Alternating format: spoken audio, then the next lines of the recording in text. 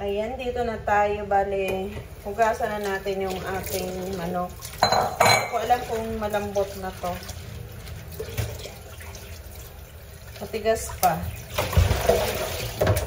Pero pilitin natin na, ayan o, matigas pa siya. Pero natatanggal na siya. Oh. Ayan. Natatanggal na siya.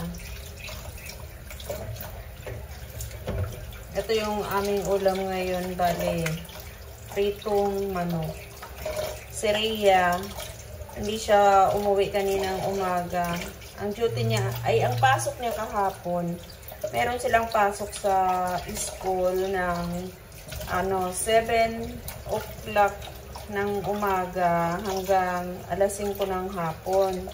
Tapos di na siya umuwi kasi may duty siya sa hospital ng alas 6 ng gabi hanggang alas 6 ng umaga. Ganon, 12 hours ang duty niya sa hospital. Tapos kaninang umaga, nag-chat siya sa akin. Nasabi niya, baka daw siya after lunch na makauwi kasi magagawa daw sila ng research nila. Kasi nga, itong semester na to, last semester na to ni Rhea, kaya marami na silang ginagawa. Tapos, alas 12, nag-chat siya sa akin. Sabi niya, baka hapon na daw siya makauwi kasi ang dami daw inaayos sa research nila. Kanina, alas 5. Kasi na ngayon alas 6 na. Kanina, alas 5, nag-chat ako sa kanya kung pauwi na siya. Sabi niya, pauwi na daw siya. Tinanong ko siya kung asa na siya. Nasa FCM na daw siya. Ayan, di ko alam kung kakain siya ha, kasi tuloy-tuloy ang niya. Pero sabi niya nakaidlip daw siya saglit doon sa laboratory kagabi. Di ko alam kung makakakain siya ngayong gabi kasi minsan pagdating talaga niyan, lalo na parang siya, wala talaga siyang tulog, higit 24 oras na doon siya. Baka di yun makakain. Matigas pa siya, oh. Pero inaano ko siya, pinipilit ko kasi ibababad ko pa to sa sa patis at saka sa kalamansi, ibababad ko siya. Hindi ko na siya ang pangtimpla na sa kanya yung patis na, kasi pag pinaghalo mo yung patis at saka kalamansi, ang sarap niya sa pritong manok. Tapos bali, wala kaming breeding mix dito.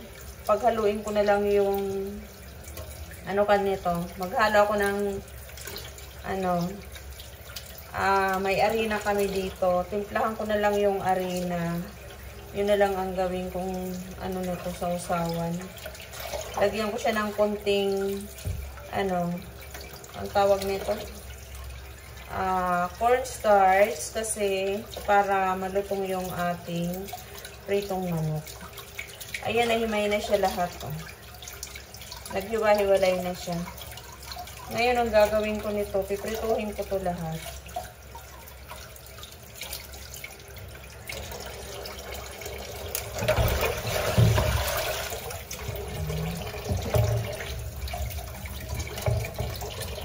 Nakalimutan ko. Meron pa naman dito mabait. Nakalimutan ko yung mabait.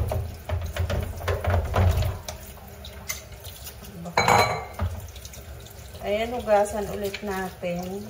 Kasi ibababad ko pa to ng mga 30 minutes pa. Mga 30 minutes ko pa to na ibababad sa kalamansi at saka sa patis.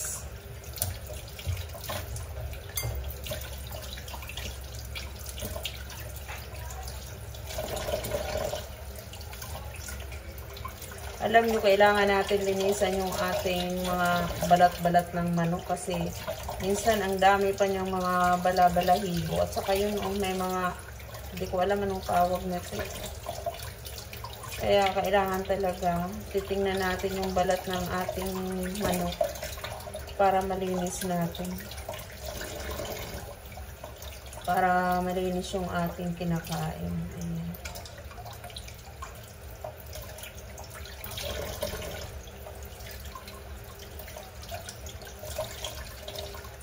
Alam niyo kung wala akong salamin, hindi ko na ito makita. Malabo na talaga yung mata ko. Kaya kailangan pag naghuhugas ako, o kaya naghihimay ako ng ganyan. Anong tawag na ito? Mga ganyan kangkong. Kailangan may salamin ako kasi para nakikita ko yung mga dumi-dumi.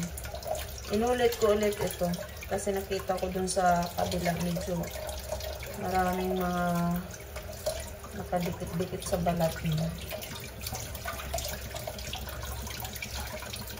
Tanggalin ko yung buntot.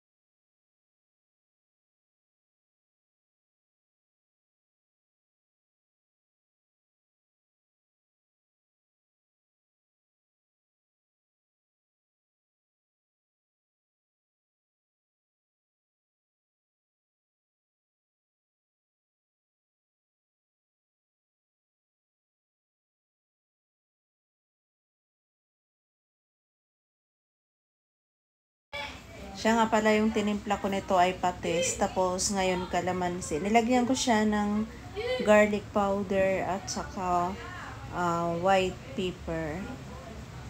Ayan, hilalo-halo ko siya. Eto, meron tayong arena dito. Ayan, oh. Binutasan ko na lang, ang hirap niya buksan. Ayan, timplahan natin.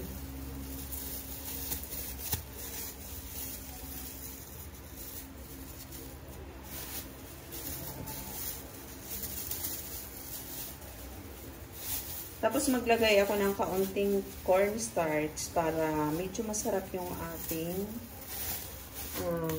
pritong manok. Para ano siya, medyo malutong siya. Ayan, maglalagay lang ako ng isang kutsarang cornstarch. Parang ang daming nahalo. Tapos, lagyan natin ng paprika. Ayan, tansya lang ito.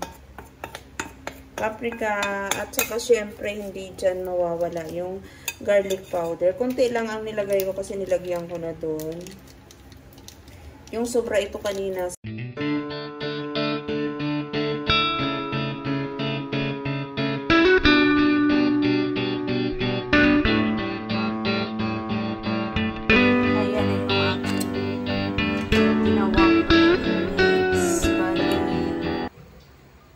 Sasawsaw na natin dito yung ating manok.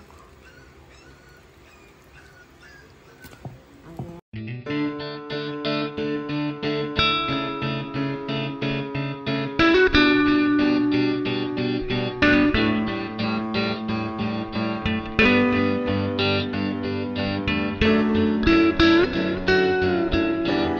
Ayan na pala yung ating pritong manok at saka ayan o. Medyo na lutong-lutong siya, na sunog-sunog siya. Ayan. Pero ito, ganito kasi yung gusto nila eh. Ayan po. Maraming salamat po sa lahat ng mga nanonood at nag-subscribe sa channel ko. Ano to eh, pinapatulo ko muna siya dito para matanggal yung mantika niya. Ayan o. Oh, diba? Ang daming mantika. Bago ko siya ilagay dito. Ito kasi natulo na to.